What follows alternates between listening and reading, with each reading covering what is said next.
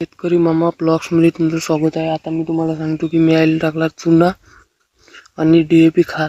कारण याचे जे पानं आहे हे पडून राहिले पिवळे, हे सांगते की आपल्या झाडाला फंगस चढलाय, पुरा बुडात मुळे आणि मुळ्या सडणं चालू आहे याच्या.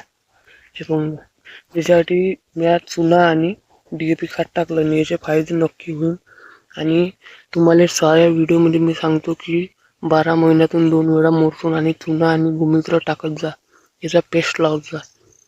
नाही तर मग ह्या असा डिंक्या चढून तुमच्या झाडाले. हे बघून घ्या, यानं लावल्यानं डिंक्या येतही नाही, आणि डिंक्या आला तर डिंक्याचं औषध आहे नाही. डिंक्या तुम्ही डिंक्याही काढा आणि त्याला काही लावून तरी काही उपयोग नाही आहे.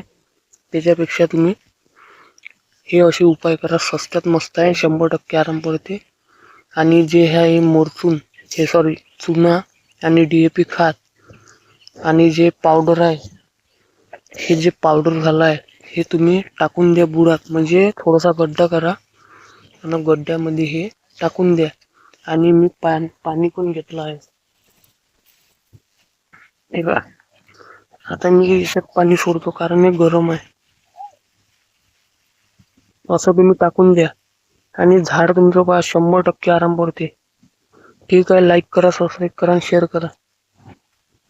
हे पाहू शकता पुरा आतून चालला आता. आणि आता हे 8 दिवसानं हे झाड पहा, हे असे पिवळे पानं घेणं पुरे जाईल. कारण याच्यात DAP खत आहे, चुना आहे. मग पहा याची पेस्ट कशी झोमते बुडाले. आणि आतून मुळ्या जे आहे त्या 100% आराम पडते. तुम्ही टाकून पहा, तुमच्या मोसंबीच्या झाडाले फायदा होईल.